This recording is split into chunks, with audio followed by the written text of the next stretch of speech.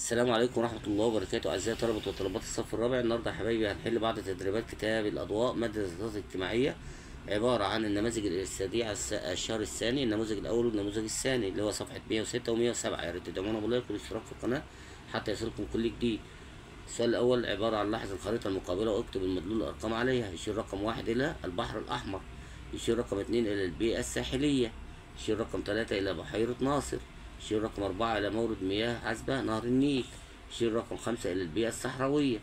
السؤال الثاني ضع دائرة حول الإجابة الصحيحة. يلون جبل سانت كاترين على الخريطة باللون البني. بحر الرمال الأعظم أو العظيم يوجد في الصحراء الغربية. الطقس والمناخ يختلفان في الفترة الزمنية. تنتشر الشعب المرجانية في البيئة الساحلية. حدد سبب واحد لتلوث المياه. بسبب إلقاء مياه الصرف الصحي والزراعة الملوثة بالأسمدة الكيماوية والمبيدات الحشرية في المياه. بسبب إلقاء مياه الصرف الصحي والزراعي الملوثة بالأسمدة الكيماوية والمبيدات الحشرية في المياه. السؤال الثالث اكتب يعني تعلم صح أو خطأ أمام العبارات الآتية. 1. منخفض القطار على الخريطة بيلون باللون الأصفر. خطأ. تعتمد الزراعة في الصحراء على مياه نهر النيل. خطأ. المياه الجوفية. 3. ينتشر معدن الذهب في الصحراء الشرقية. صح.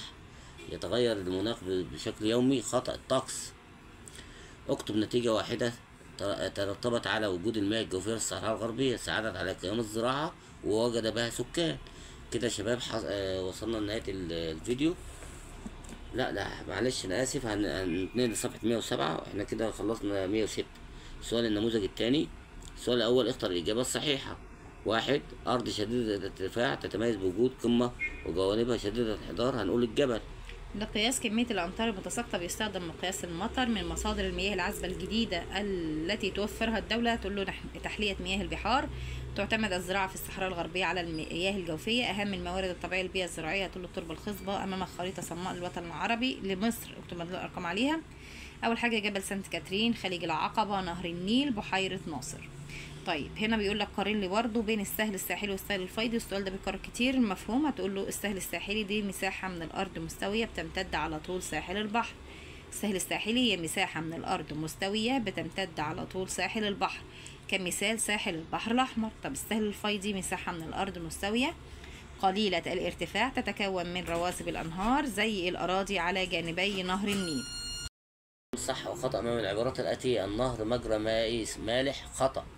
عذب يا شباب. 2. مناخ مصر معتدل وممطر في الشتاء. صح. بحيرة ناصر أصغر بحيرة صناعية في العالم. ده أكبر.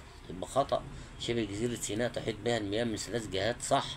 المناخ هي حالة الجو لفترة زمنية قصيرة. خطأ. الطقس فترة زمنية قصيرة.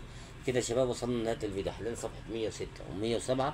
كان نموذج استرشادي على الشهر الثاني، نموذج 1 و2.